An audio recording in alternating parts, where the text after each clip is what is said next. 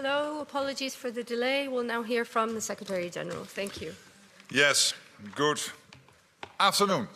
Yes. We have just concluded our two-day meeting of NATO foreign ministers. And I can only say we had very productive discussions. Obviously, we addressed the situation in Ukraine and the Middle East. How we can better support Ukraine through the long winter ahead and help it prevail against the Russian war of aggression.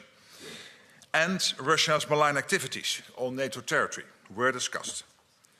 Yesterday, NATO ministers were joined by His Majesty King Abdullah II of Jordan. Jordan is one of NATO's most important partners in the Middle East.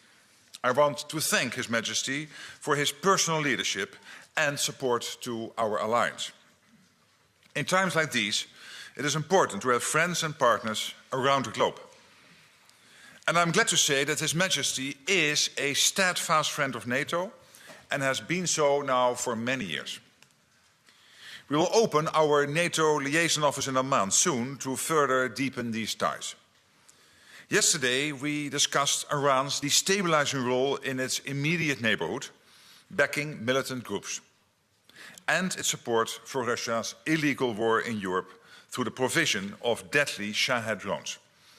The increasing alignment of Russia, China, North Korea and Iran highlights the global nature of the threats we face, including the escalating dangers of the ongoing war in Ukraine. In return for troops and weapons, Russia is providing North Korea with support for its missile and nuclear programs. These developments could destabilize the Korean Peninsula and even threaten the United States. So Russia's illegal war in Ukraine threatens us all. And that is why we will continue to stand together, Europe and North America, alongside our international partners to keep our 1 billion people safe. We also had a working dinner of the NATO-Ukraine Council with Ukrainian Foreign Minister Andriy Sybiha. Ukraine is facing relentless bombardment targeting civilian areas and critical infrastructure. And Russia is making gains along the front line, though at a high cost. This could be Ukraine's most difficult winter since 2022. We discussed what more allies can do to provide critical ammunition and air defenses. As Russia steps up its attacks and expands the war with the aid of North Korean troops and weapons. Allies are working to deliver on the financial pledge of 40 billion euros in security assistance for Ukraine in 2024. And I expect the new command in Wiesbaden, the NATO Security Assistance and Training for Ukraine, to be fully operational by the end of this year. But we must do more than just keep Ukraine in the fight. We must provide enough support to change the trajectory of this conflict once and for all. Yesterday, we were also joined by the new EU High Representative, Kaja Kallas. The EU is an essential partner, and we cooperate on a range of issues, from our support to Ukraine to military mobility and ramping up defense production. I'm looking forward to building on this cooperation. Today, ministers discuss Russia's increasingly aggressive posture, as well as its escalating campaign of hostile actions in NATO countries. We have seen a steep increase of these attacks, and we must hold the perpetrators to account. Both Russia and China have tried to destabilize our countries and divide our societies with acts of sabotage, cyber attacks, and energy blackmail. So today, ministers agreed a set of proactive measures to counter Russia's hostile and cyber activities. These include enhanced intelligence exchange, more exercises, better protection of critical infrastructure, improved cyber defense, and tougher action against Russia's shadow fleet of oil exporting ships. And we will work closely together with the EU on these issues. And with that, I'm ready to take your questions. Thank you. We'll start with Interfax in the middle there.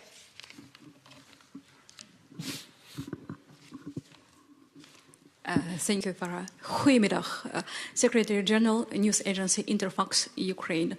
Irina Sumer, you just said that it's not enough to support Ukraine, but we have to provide assistance which change trajectory of this war.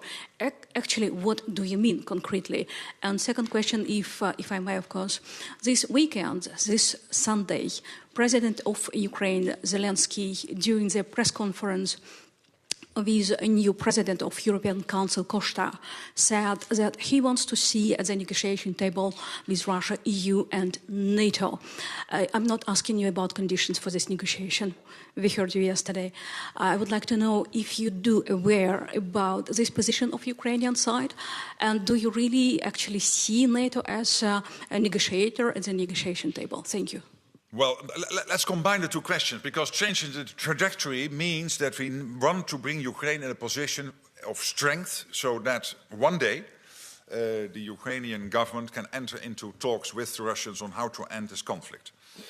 But it should be the Ukrainian government to decide that, and it should be from a position of strength. So changing the trajectory means that where the front line is now moving westwards, we have to make sure that Ukraine is in a position of strength, so that in those negotiations, Ukraine can get what it wants, and we can prevent Putin from getting what he wanted when he started his full onslaught on Ukraine.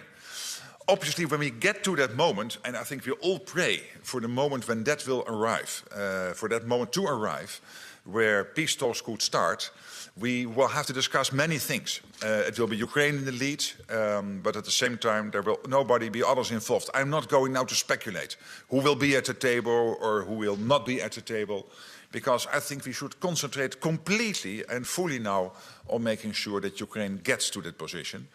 So no comments from me now on who should then be negotiating. Okay, thank you. We'll go to Deutsche Welle. Yeah, in the fourth row. Thank you for this opportunity. Hi, I'm Ksenia Good morning. Polska, Deutsche Afternoon. Welle. Yeah. And my question is quite, well, it's not simple, but it sounds simple. Oh, is yeah. Ukraine closer now to NATO membership than it was before this meeting? Because we all know what they came here with, and their position was quite strong and categorical that there's no alternative. So is it closer now to being a NATO member or not? Well, let's not forget that in 2008, already in Bucharest, there was the decision that the future of Ukraine should be in NATO. And we have had the decision in Washington on the irreversible path towards NATO. And basically, since early 2022, countries have been working on bilateral agreements with Ukraine to make sure that we do everything to get them in a position of strength. We have the pledge, we have the command in Wiesbaden, and all of this is building the bridge towards NATO. But I think what allies also agree upon is that the first priority now should be for Ukraine to be in that position, that they can start negotiations from this position of strength with the Russians. That now is priority number 1, 2, and 3.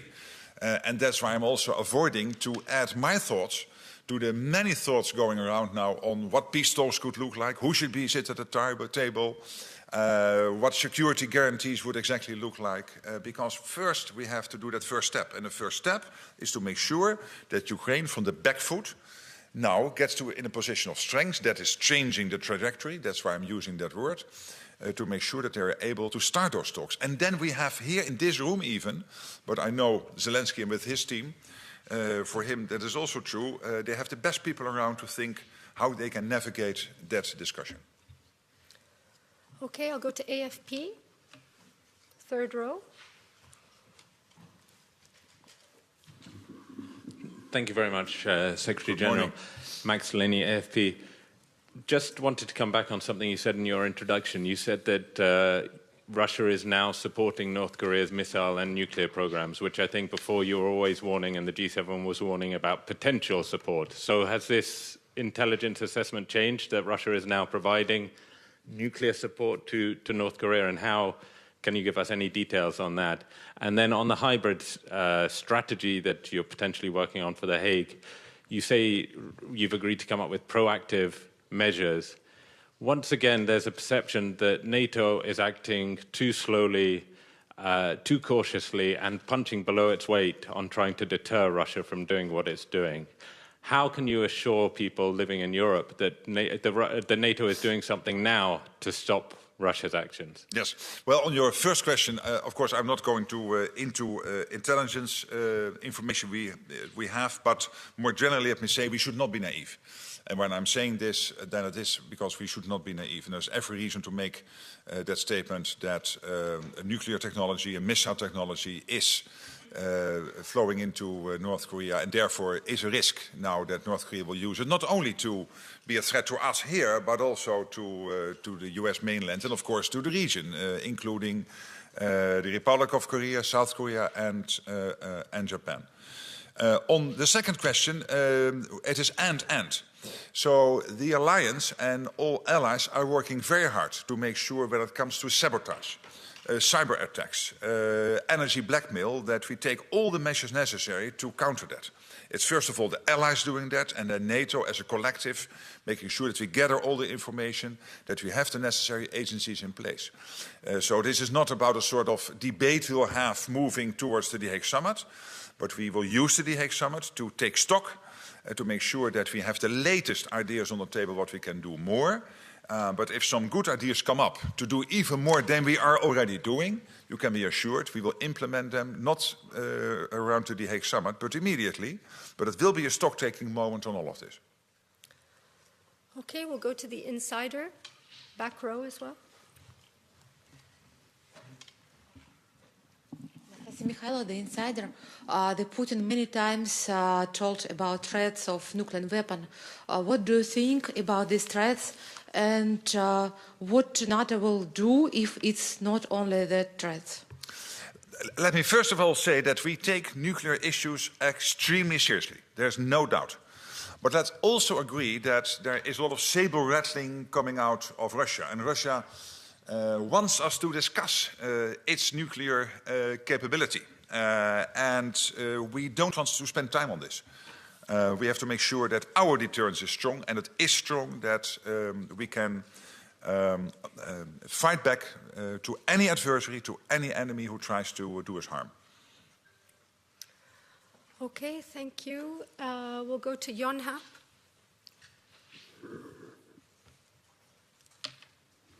Thank you. Binna from Yonhap News Agency. Yesterday you said about the North Korean troops, you're going just to make a general statement, but since the meeting is over, I was wondering if the minister from Ukraine has shared any details on the casualties or numbers during the meeting. And also this morning you mentioned about the political chaos in South Korea. And are you worried that the ongoing political chaos can affect the cooperation with NATO and between NATO and South Korea regarding the DPRK troops issue? Thank you. On the first question, there's nothing new I can share now. Maybe you can also check in with the Ukrainians, whether they can share something directly with you. I don't think I should do that.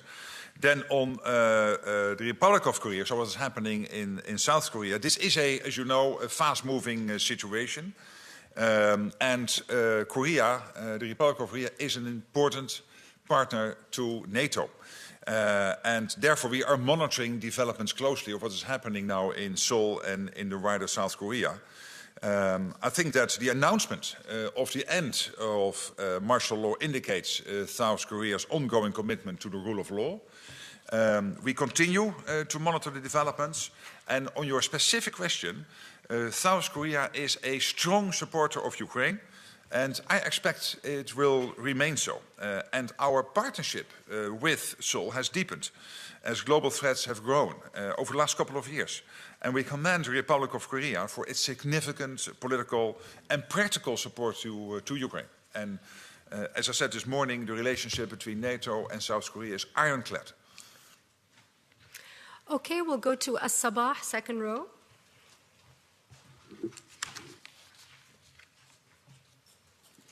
Thank you, Secretary General. I'm Asia Atrous from Tunisia. And as you have noticed, there is a lot of journalists from the Middle East. Right. Now, I'll move you back to the situation in the Middle East. And you mentioned the participation of King of Jordan in your meetings. So was there any concrete measures to what's going on in Gaza, where thousands were killed, regarding ceasefire in Lebanon, regarding the advancement or the advancing of the militia in Raqqa, in Syria, in Aleppo, Syria. Was there any position of NATO regarding yesterday UN declaration that 157 nations recognized the Palestinian state? Thank you. Yes, thank you for that very relevant question. Let me first make clear, of course, and we know all of us and all of you know this, that NATO is a transatlantic defense organization, so that means that it doesn't extend to the Middle East. However, we are very much following what's happening there. Of course, NATO is active in some countries on their request to help them building up, for example, their defense forces. Take, for example, the NATO mission in Iraq, but also in other countries in the southern neighborhood. We have a very close contact. Of course, with Jordan, we have a very close cooperation. We are going to open an office in Amman early next year to basically facilitate that relationship. And yesterday was an opportunity for us with somebody who is probably more than anyone able to explain what is happening in the region, give his views on this, not to come to decisions, but for us as 32 allies to understand better, to navigate the crisis. We are all very worried, obviously, about the humanitarian situation in Gaza. We applaud the ceasefire in Lebanon, but we should not be naive. Let's hope that the ceasefire holds. But that means that Iran and its proxies have to live up to what they committed in this ceasefire. And Iran also came up in the discussions yesterday, because we know that there is this connection between what is happening in Ukraine and Iran. Of course, China, North Korea, but also Iran. Russia is paying Iran for its help in the war Russia is at this moment deploying against Ukraine through the Shahed drones, missiles. And Iran is getting money for that. And that money is being used to prop up Hamas and other proxies in the Middle East and to steer conflict even beyond the Middle East. So all of this is getting more and more connected. The Indo-Pacific, the Euro-Atlantic, and what is happening, of course, in the Middle East. And therefore that visit of the King of Jordan was extremely important. But obviously NATO is not involved in providing security directly. As my predecessor said, we cannot end every conflict or be active in every theater, but we are very much involved in the sense that, for example, we are helping out in a number of countries in developing their defense capabilities. Okay, thank you. I'll go to Reuters over there. Thank you. Secretary General Andrew Gray from Reuters. On defence spending, President-elect Trump said in August that he would insist that every NATO ally spend at least 3% of GDP on defence. He called 2% the steal of the century. You visited President-elect Trump recently. Should all NATO allies now be aiming for that 3% figure? Well, let me first of all say that it was President Trump who, after we took a decision in Wales in 2014, when he came on board as President of the US in 2016, 2017, has pushed us to ramp up defense spending. And now NATO, so NATO territory, if you would for a moment exclude the US, is at that 2%. And I think that's to a large part thanks to Trump, also because we feel the need. And particularly the last couple of years, the war in Ukraine has very much advised us to do more. But it started, and I think crucial in all of this has been the Trump push starting in 2016, 2017. And I've said before, not because of Trump, but I believe strongly, and I know many allies believe strongly, that 2% is simply not enough. It is simply not enough if longer term we want to keep our deterrence at the level it is now. Now it is okay. We can now defend ourselves, and nobody should try to attack us. But I want that to stay the same in 4 or 5 years. So that is the debate we will be having. And then the question will be, what should the percentage be? Is that 1%, or would you look at country-specific targets given their capability gaps? That's a debate we will need to have within the alliance. But it is absolutely clear, if you want to keep the deterrence at the present level, 2% is not enough. And then to expand on that, the defense industrial base, we are producing not enough at too high prices, and the delivery is too slow. So defense industry needs to put in more shifts, needs to put in more production lines. We cannot have a situation where we just pay more for the same. And we see large kickbacks to the shareholders. And that's the debate we are having with the defense industry. And that is why this transatlantic cooperation, from Turkey up to the US and all the defense industrial companies in the European Union, we need to work closely together to make sure that we produce at a much higher rate and an acceptable price And I know that most of the CEOs of the defense companies agree with me. And they see, of course, the money going around. And they also see that the South Korean defense industrial base is getting into the market in a number of countries who are now buying South Korean because our own defense companies are not producing at the rate we need. Okay, thank you. We have to wrap up soon, so I'll take 2 more questions, one from Al Arabiya and then BBC Russian after that. Thank you.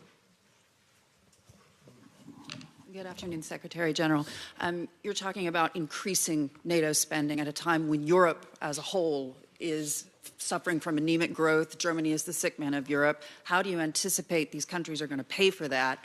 And are European citizens going to have to take a serious haircut in those next few years if we're talking about 3% to 4% and maybe beyond that?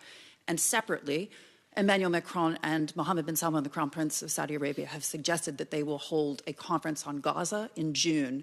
And with NATO, at least in an advisory role in the region, do you anticipate that you'll attend that conference? Thank you. On the second question, I cannot yet give you the answer. So we have to look into exactly what that conference will be. And I was too busy chairing all these meetings. So we will come back to that second question. On the first question, this is key. And the key issue is this, that if we would agree, and I'm absolutely convinced this is the case, that we cannot stick to the 2%, because then we cannot longer term keep our deterrence at the level it is now. That means that we have to spend more. We don't have to spend tens of percentage points. We have to spend more than the 2%. It will move up to whatever percentage.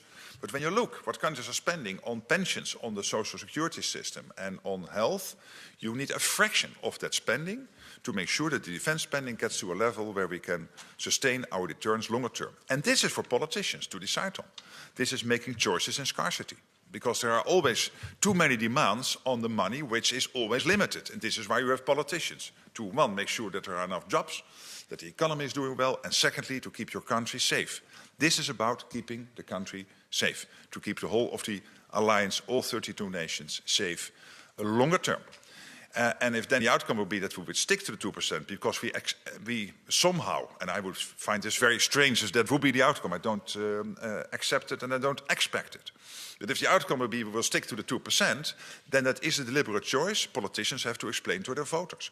But if we will get to what I expect and will fight for, spend much more than the 2%, because we have to keep our deterrence at a level where we can keep our alliance safe. We are a defensive alliance, and let me stress that again, and an alliance based on values and democracy, if we want to keep that alliance safe long term. I'm convinced we will take good decisions over the next month. It will be a difficult debate, and I also will try myself to reach out to the 1 billion people living in NATO territory, to also explain directly to them in a step-by-step approach why this is necessary, and therefore also maybe helping a bit the political debates in some of these countries. Okay, thank you. Last one to BBC Russian, and then it's a wrap. Thank you. Good afternoon, Secretary General. Good afternoon. Sergei Ryashko, BBC Russian. So you've mentioned yesterday that Vladimir Putin is advancing his goals in Ukraine, that he is moving the front line now from the east to the west. And we clearly see that even though he didn't probably reach all of his goals, he's not losing yet. So what do you think could stop him from advancing his goals both in Ukraine and outside the country, as you've mentioned, other hybrid threats from Russia? Thank you. Well, this is about the first question. Changing the trajectory and making sure that we do everything to prop up Ukraine and get as much as possible, of course, air defense systems into Ukraine, particularly focusing on the energy grid, but also getting the offensive weapons into Ukraine so that they can fight back. And we have to make sure that they get trained. We have to make sure, obviously, also that enough people are available within Ukraine. This is a debate Ukraine needs to have internally. But we need to do all of these three things at the same time, making sure they are trained. I commend what France has been doing with the Anne of Kiev Brigade being trained in France. Of course, we need probably more people to move to the front line, but particularly we, as an alliance, have to make sure that Ukraine, all allies working on this, has what it takes to get to a position of strength, that when that day comes, when they want to start talks, that Ukraine is willing to do that, and that Putin realizes that there is no escape. You get emotional because of my last words. And I understand that. Thank you. she wanted to say thank you so much. We'll see you next time. Bye-bye. Maybe.